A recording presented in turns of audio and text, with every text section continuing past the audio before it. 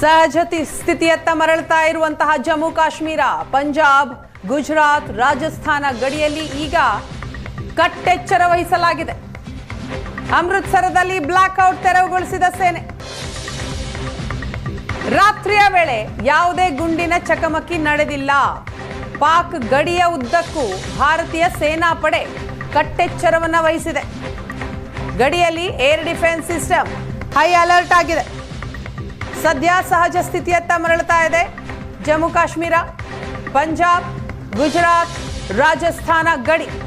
ಕಾರಣ ಭಾರತೀಯ ಸೇನೆಯಿಂದ ಕಟ್ಟೆಚ್ಚರ ಇದೆ.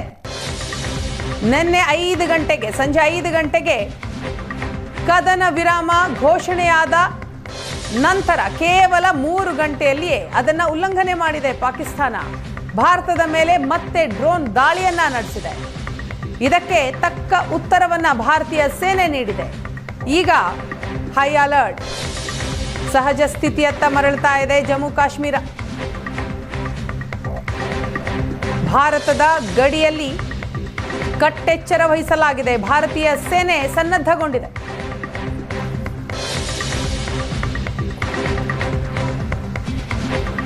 ಈ ಬಗ್ಗೆ ಮಾತಾಡೋಣ. ನಿವೃತ್ತ ಲೆಫ್ಟಿನೆಂಟ್ ಜನರಲ್ ಪ್ರಸಾದ್ ಅವರು ನಮ್ಮ ಜೊತೆ ಸಂಪರ್ಕದಲ್ಲಿದ್ದಾರೆ. ಸರ್ ನಮಸ್ತೆ.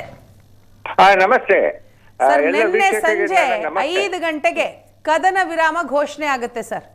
ಅದಾದ ಕೇವಲ 3 ಗಂಟೆಯಲ್ಲಿ ಮತ್ತೆ ಪಾಕಿಸ್ತಾನದಿಂದ ಅಟ್ಯಾಕ್ಗಳಾಗತ್ತೆ. ಏನ್ ಹೇಳೋಣ ಸರ್, ಪಾಕಿಸ್ತಾನದ ನಿಜ ಬಣ್ಣ ಏನು ಅನ್ನೋದು ಮತ್ತೊಮ್ಮೆ ಜಗತ್ತಿನ ಎದುರು ಪ್ರೂವ್ ಆಗ್ತಾ ಇದೆ.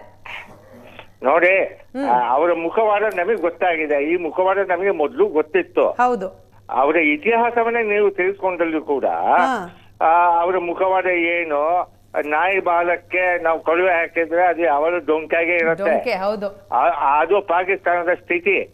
ಆ ಪಾಕಿಸ್ತಾನದಲ್ಲಿ ಪೊಲಿಟಿಕಲ್ ಲೀಡರ್ಶಿಪ್ ಮತ್ತೆ ಡೆಮಾಕ್ರಸಿ ಅಂತ ಹೇಳೋದು ಇಲ್ವೇ ಇಲ್ಲ. ಅಲ್ಲಿಯ ಮುಖ್ಯಸ್ಥ ಯಾರು ಅಂತಂದ್ರೆ ಆರ್ಮಿಯ ಮುಖ್ಯಸ್ಥನೇ ಅಲ್ಲಿಯ ಮುಖ್ಯಸ್ಥ. ಅವನ ಮಾತಿಗೆ ಬೆಲೆ. ಆರ್ಮಿ ಸರ್ಕಾರ ಇದೆಯಾ ಸರ್? ಸರ್ಕಾರ ಅನ್ನೋದು ಯಾವತ್ತೂ ಇರ್ಲಿಲ್ಲ. ಅಲ್ಲ, ಸರ್ಕಾರ ಅಂತಂದ್ರೆ ಆ ಸರ್ಕಾರವನ್ನ ನಿಯಂತ್ರಣ ಮಾಡೋದೇ ಸೇನೆ ಅಲ್ವಾ? ಅಲ್ಲಲ್ಲ, ಸರ್ಕಾರವನ್ನ ನಡೆಸೋದೇ ಟೆರರಿಸ್ಟ್ಗಳು. ಆ ಟೆರರಿಸ್ಟ್ ಆರ್ಮಿಯ ಒಂದು ರೂಪ ಅಂತ ಹೇಳ್ಬೋದು. ಈಗ ಆರ್ಮಿಯಲ್ಲಿ ನಾವು ಸೋಲ್ಜರ್ಸ್ ಇರ್ತೇವಲ್ಲ, ಸೋಲ್ಜರ್ಸ್ ಆಫೀಸರ್ಸ್ ಇದ್ದಾಗೆ ಟೆರರಿಸ್ಟ್ಗಳ ಅವರ ಒಂದು ರೂಪ ಅದು.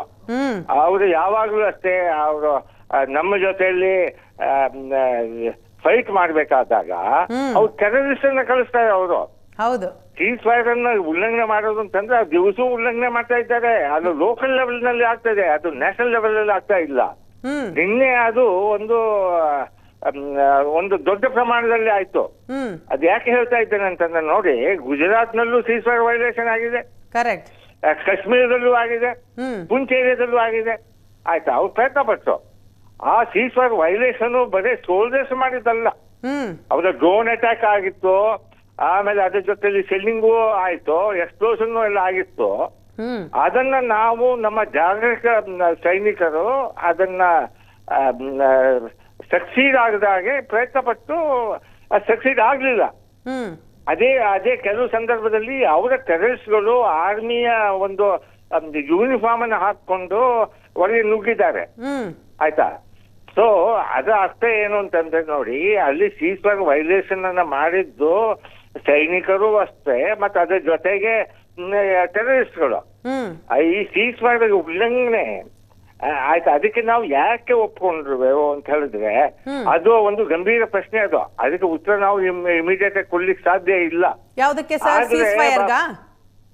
ಹೌದು, ಯಾಕೆ ಒಪ್ಕೊಂಡ್ರು ಅಂತ ಒಂದು ಕ್ವಶನ್ ಕೇಳ್ಬೋದು ಜನ.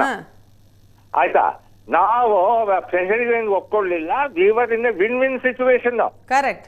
ಅವರಿಗೆ ಹಾಗೆ ವಿನ್ ವಿನ್ ಸಿಚುವೇಶನ್ ಅಂತಂದ್ರೆ ಅರ್ಥ ಏನು ಅಂತಂದ್ರೆ, ನಾವು we spoke from the power of authority. Sir, ದುರಂತ ಏನ್ ಗೊತ್ತಾ ಪ್ರಸಾದ್ ಸರ್, ಏನಾಯ್ತು ಗೊತ್ತಾ, ನೆನ್ನೆ ಈ ಸೀಸ್ ಫೈರ್ ಆದ ಮೇಲೆ ಪಾಕಿಸ್ತಾನದಿಂದ ಅಟ್ಯಾಕ್ ಆಯ್ತು. ಆದ್ರೆ ಅಲ್ಲಿನ ಪ್ರಧಾನಿ ಪ್ರೆಸ್ ಮೀಟ್ ಅಲ್ಲಿ ಹೇಳ್ತಾರೆ, ಇಲ್ಲ ನಾವು ಭಾರತದ ಎಲ್ಲ ಆಯುಧಗಳನ್ನ ಅಂತಂದ್ರೆ ಶಸ್ತ್ರಾಸ್ತ್ರಗಳನ್ನ ಹೊಡೆದುರುಳಿಸಿದ್ವಿ, ರಫೇಲ್ ಅನ್ನ ಹೊಡೆದುರುಳಿಸಿದ್ವಿ, ಅವರ ವಾಯುನೆಲೆ ಮೇಲೆ ದಾಳಿ ಮಾಡಿದ್ವಿ, ಮದ್ದುಗುಂಡುಗಳನ್ನ ನಾಶ ಮಾಡಿದ್ವಿ, ಎಲ್ಲ ಸುಳ್ಳು ಬೊಗಳೆ ಬಿಟ್ಟಿದ್ದಾರೆ ಸರ್ ಅವರು. ಅಲ್ಲ, ಅದು ಬೊಗಳೆ ಮೊದ್ಲಿಂದು ಅವ್ರದ್ದು ಬೊಗಳೆ ಮೊದ್ಲಿಂದು ಮಾಡ್ತಾ ಇದ್ದಾರೆ, ಇವತ್ತಲ್ಲ ಅದು. ಈಗ 71 ವಾರ ಆದಾಗ್ಲೂ ಕೂಡ ಅವರು ಹೇಳಿದ್ರು ನಾವು ವಿ ಹ್ಯಾಡ್ ಎ ವಿಕ್ಟ್ರಿ ಅಂತ ಹೇಳ್ತಾ ಇದ್ರು ಅವರು. ಬಾಂಗ್ಲಾದೇಶ ಕ್ರಿಯೇಟ್ ಆದ್ಮೇಲೆ ಕೂಡ ವಿ ಹ್ಯಾಡ್ ಎ ವಿಕ್ಟ್ರಿ ಅಂತ ಹೇಳಿ ಆಯ್ತಾ. ಅವರ ಮಕ್ಕಳಿಗೆ ಮುಂದಿನ ಜನಾಂಗಕ್ಕೆ ಅದೇ ಹೇಳ್ತಾ ಇರೋದು ಆಯ್ತಾ. ಅವರು ಪ್ರೂಫ್ ಏನು ಇಲ್ಲ ಅವ್ರ ಬಳಿ. ಅಲ್ಲ, ಅವ್ರ ಹತ್ರ ಎಲ್ಲಿ ಪ್ರೂಫ್ ಈ ಪ್ರಪಂಚಕ್ಕೆ ಗೊತ್ತಿದೆ ಆಯ್ತಾ. ಅವರು ಯಾವಾಗ ಅವರಿಗೆ ಸರಿಯಾದ ಪೆಟ್ ಸಿಕ್ತು, ಪೆಟ್ ಸಿಕ್ಕಿದಾಗ ಎಲ್ಲರ ಹತ್ರ ಹೋಗ್ಬಿಟ್ಟು ಕಣ್ಣೀರು ಹಾಕಿದ್ರು. ಅಮೆರಿಕದ ಹತ್ರ ಹೋಗಿದ್ರು, ನಮ್ಮನ್ನ ರಕ್ಷಣೆ ಮಾಡಿ ಅಂತ.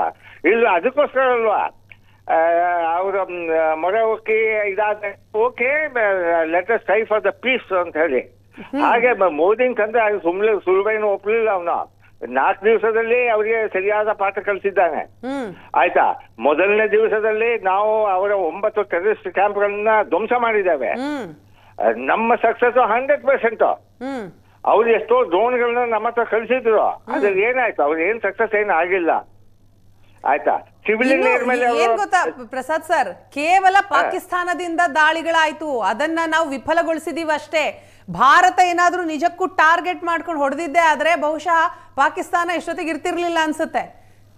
ನೋಡಿ, ನಾವು ಸರಿಯಾಗಿ ಹೊಡೆಯೋದು ಅಂತಲ್ಲ, ಹೊಡೆದಿದ್ದೇವೆ. ಆದ್ರೆ ಎಷ್ಟು ಹೊಡಿಬೇಕು, ಯಾವಾಗ ಹೊಡಿಬೇಕು, ನಮ್ಮ ಸಕ್ಸಸ್ ಏನು ಅಂತ ಹೇಳೋದನ್ನ ತುಂಬಾ ವಿಚಾರ ಮಾಡಿ ಅದಕ್ಕೆ ಸರಿಯಾಗಿ ನಾವು ಅಟ್ಯಾಕ್ ಮಾಡ್ತೇವೆ. ಧ್ವಂಸ ಮಾಡೋದು, ನೆಲಸಮ ಮಾಡೋದು ಅಂತಂದ್ರೆ ತಮ್ಮ ಒಪಿನಿಯನ್ ಏನ್ ಸರ್?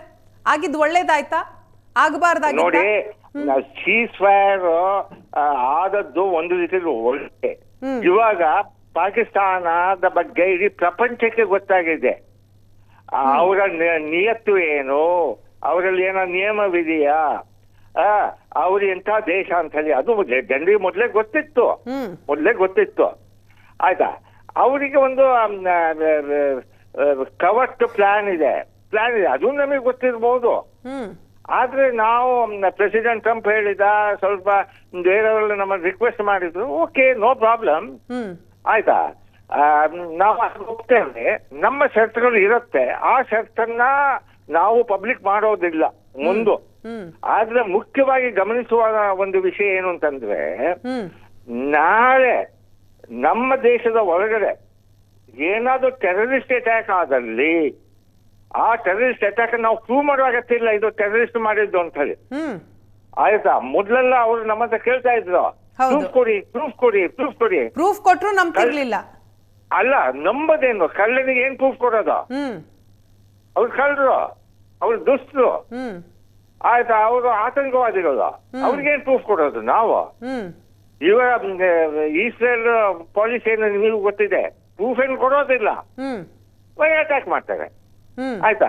ಈ ಸೀಸ್ ಫೈರ್ ಅಂತ ಹೇಳೋದು ಉಲ್ಲಂಘನೆ ಆಗ್ತಿತ್ತು. ಯಾಕಂತಂದ್ರೆ ನೋಡಿ, ಟ್ರಂಪ್ ಸೀಸ್ ಫೈರ್ ಟ್ರೈ ಮಾಡಿದ, ಎಲ್ಲಿ ನಮ್ಮ ರಷ್ಯಾ ಮತ್ತೆ ಯುಕ್ರೇನ್, ಅದು ಸಫಲ ಆಯ್ತಾ? ಸಫಲ ಆಗ್ಲಿಲ್ಲ. ಹಾಗೆ ಇಸ್ರೇಲ್ ಮತ್ತೆ ಹಮಾಸ ಅದ್ರ ಮಧ್ಯೆ ಅವನು ಟ್ರೈ ಮಾಡಿದ, ಅದು ಕೂಡ ಸಕ್ಸೀಡ್ ಆಗ್ಲಿಲ್ಲ. ಹಾಗಾಗಿ ಇದೆಲ್ಲ ಒಂದು ಟೆಂಪರರಿ ಮೆಷರ್ಸ್ ಅಷ್ಟೇ, ಟೆಂಪರರಿ. ಇವಾಗ ನಮಗೆ ಈ ಸೀಸ್ಫೈರ್ ವೈಲೇಷನ್ ಆದ್ಮೇಲೆ ಇನ್ನೂ ಶಕ್ತಿ ಸಿಕ್ಕಿದೆ. ಹಾಗಾಗಿ ಸೊ ನಾವು ಏನು ಮಾಡಬೇಕು, ಬರೀ ನೆಲಸಮ ಮಾಡೋದು ಒಂದಲ್ಲ ಪ್ರಶ್ನೆ, ಅವರ ವಿಚಾರವನ್ನೇ ನೆಲಸಮ ಮಾಡಬೇಕು, ಟೆರರಿಸ್ಟ್ ನೆಲಸಮ ಮಾಡಬೇಕು, ಅಲ್ಲಿ ಆರ್ಮಿ ಮತ್ತೆ ಐಎಎಸ್ ಅನ್ನ ನೆಲಸಮ ಮಾಡಬೇಕು. ನಮಗೆ ಜನತೆ ಮೇಲೆ ಯಾವ ರೀತಿಯಲ್ಲಿ ಒಂದು ಅವರು ನೆಲಸಮ ಆಗ್ಬೇಕು ಅಂತ ಹೇಳಿ ನಮಗೆ ಇಂಟ್ರೆಸ್ಟ್ ಇಲ್ಲ. ಆಯ್ತಾ, ನಾವು ಮನುಷ್ಯರು ಆಯ್ತಾ. ಹಾಗಾಗಿ ನಾವು ನ್ಯೂಕ್ಲಿಯರ್ ವೆಪನ್ ಅನ್ನು ಯೂಸ್ ಮಾಡೋದಿಲ್ಲ, ನಾವು ಕ್ಯಾಲಿಬ್ರೇಟೆಡ್ ಅಟ್ಯಾಕ್ ಮಾಡ್ತಾ ಇದ್ದೇವೆ. ಕ್ಯಾಲಿಬ್ರೇಟೆಡ್ ಅಟ್ಯಾಕ್ ಅಂತಂದ್ರೆ ಅವರು ನಮಗೆ ಹೊಡೆದ್ರೆ ನಾವು ಅವ್ರಿಗೆ ಹೊಡಿತೇವೆ ಅಷ್ಟೇ, ಅಷ್ಟೇ ಟಿಟ್ ಫಾರ್ ಟ್ಯಾಟ್ ಅಂತ ಹೇಳಿದಾಗ. ಆದ್ರೆ ಇನ್ನು ನಮ್ಮ ಪಾಲಿಸಿ ಏನು ಅಂತಂದ್ರೆ, ನಾನು ನನ್ನ ಒಂದು ಹಲ್ಲನ್ನ ಅವ್ರನ್ನ ದೌರ್ಜನ್ಯ ತೆಗಿತೇವೆ ಆಯ್ತಾ, ಅಷ್ಟೇ. ಈಗ ನಮ್ಮ ಪಾಲಿಸಿ ಅಂತಂದ್ರೆ ಎಗ್ರೆಸಿವ್ ಪಾಲಿಸಿ ಆಗತ್ತ. ಮೊದಲು ನಮ್ಮ ಪಾಲಿಸಿ ಪ್ರಸಾದ್ ಸರ್, ಈಗ ಆಪರೇಷನ್ ಸಿಂಧೂರ ದಿಂದಲೂ ಕೂಡ ಏನೆಲ್ಲ ಡೆವಲಪ್ಮೆಂಟ್ ಆಗ್ತಾ ಇದೆ ಅನ್ನೋದನ್ನ ತಾವು ಕೂಡ ಗಮನಿಸ್ತಾ ಇದ್ದೀರಿ. 4 ದಿನ ತುಂಬ ಒಂದು ರೀತಿ ಉದ್ವಿಗ್ನ ಸ್ಥಿತಿ ಇತ್ತು ಗಡಿಗಳಲ್ಲಿ. ಇಂತಹ ಸಂದರ್ಭದಲ್ಲಿ ಸೀಸ್ ಫೈರ್ ಆಗಿದೆ. ಸೊ ಭಾರತಕ್ಕೆ ಏನ್ ಸಿಕ್ತು ಸರ್? ನೋಡಿ, ಮೊದಲು ಉದ್ರಿಕ್ತ ಪರಿಸ್ಥಿತಿ ಮೊದಲು ಇತ್ತು, ಆಪರೇಷನ್ ಸಿಂಧೂರ್ ಮೊದಲು ಇತ್ತು. ಆದ್ರೆ ಇವಾಗ ಏನಾಗಿದೆ ಅಂತಂದ್ರೆ ಸ್ವಲ್ಪ ಚೇತನ ನಾವೆಲ್ಲ ಆಕ್ಟಿವೇಟ್ ಜಾಸ್ತಿ ಆಗಿದ್ದಾವೆ.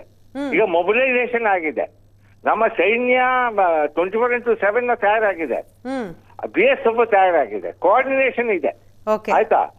ಮತ್ತೆ ಇನ್ನೊಂದು ಎರಡನೇದು ಏನು ಅಂತಂದ್ರೆ ನೋಡಿ, ಇಡೀ ಪ್ರಪಂಚಕ್ಕೆ ಗೊತ್ತಾಗಿದೆ ಅಂತಂದ್ರೆ ನಾವು ಪ್ರತಿಯೊಂದು ಪ್ರತಿ ದಿವಸದಲ್ಲೂ ಕೂಡ ನಮಗೆ ಸಕ್ಸಸ್ ಸಿಕ್ಕಿದೆ.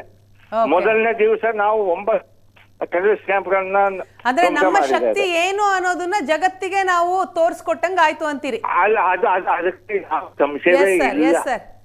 ಅದಕ್ಕೆ ಯಾವ ಸಂಶಯವೇ ಇಲ್ಲ. ಅದು ಈ ಪ್ರಪಂಚಕ್ಕೆ ಗೊತ್ತಿದೆ. ಹಾಗಾಗಿ ಯಾವಾಗ ಅವರಿಗೆ ಇನ್ಯಾವ ರಸ್ತೆ ಇಲ್ಲ ಅಂತ ಹೇಳ್ಬೇಕಾದ್ರೆ ಎಲ್ಲರ ಹೋಗಿ ಕಣ್ಣೀರು ಹಾಕಬಿಟ್ಟು ಅಡ್ಡ ಬಿದ್ದು ಅದು ತಪ್ಪಾಯ್ತು ಅಂತ ಹೇಳಿ ಓಪನ್ ಆಗಿ ಹೇಳ್ತಾರ? ಒಪ್ಪೋದಿಲ್ಲ. ಆಯ್ತಾ? ಅದು ಆಗೋದಿಲ್ಲ. ಆದ್ರಿಂದ ಪ್ರಸಾದ್ ಸರ್, ನಂಗೆ ಟೈಮ್ ಆಯ್ತು. ಮುಂದಿನ ಬುಲೆಟಿನ್ ಅಲ್ಲಿ ಸಾಧ್ಯ ಆದ್ರೆ ನಿಮ್ ಜೊತೆ ಮಾತಾಡ್ತೀನಿ. Thank you so much Asianet Suvarna news ಜೊತೆ ಮಾತನಾಡಿದ್ದಕ್ಕೆ.